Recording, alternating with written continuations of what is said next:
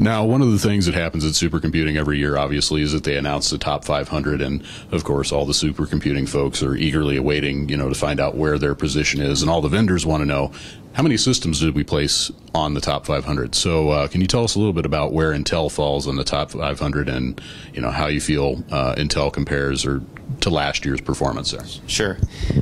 So Top 500 is certainly a indication of how your technology is being introduced and adopted in the HPC space, and we're very excited that this year we had 354 entries out of 500, which breaks down to over 70% of the entries in the top 500 are based on Intel's architecture. The engine for that, or the predominant number of entries, were based on the core microarchitecture, which is the fundamental engine for the new processors that we've just introduced this week.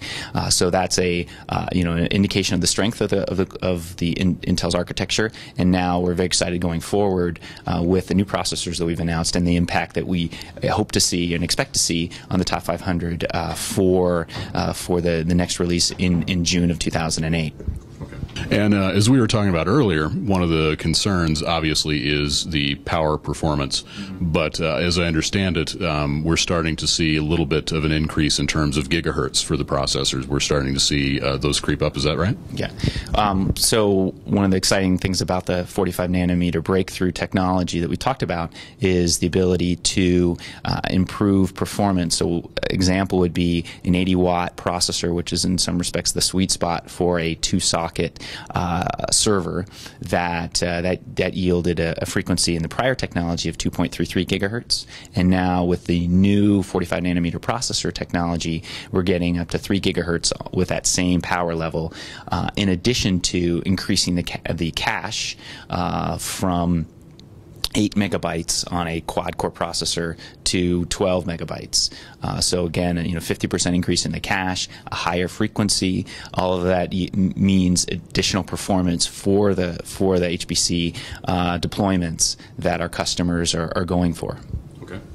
And last question I have for you. One of the things that I've noticed is that it seems to be that supercomputing and HPC is starting to become more of a commodity in terms of it's starting to become available to more applications and, not small businesses, but more medium-range businesses. Is this a trend that Intel's seeing, or?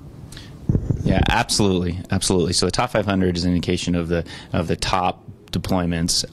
What we are seeing is clustering technology, which Intel has the leadership building blocks for clustering technology that is being deployed and adopted more and more in various enterprises. So whether it's your division level or your department level, even a work group level, these sort of clustering HPC solutions are being adopted, and Intel's building blocks, the power efficiency, the increased performance, even additional tools like you'll see on the show floor, Intel Cluster Ready, is means of increasing the opportunities for the enterprises to deploy an Intel-based cluster solution to help them, whether it's computer-aided engineering, life sciences, or other sort of very predominant HPC usages. Okay. And these are companies and organizations, though, that may not have considered HPC as viable a couple of years ago.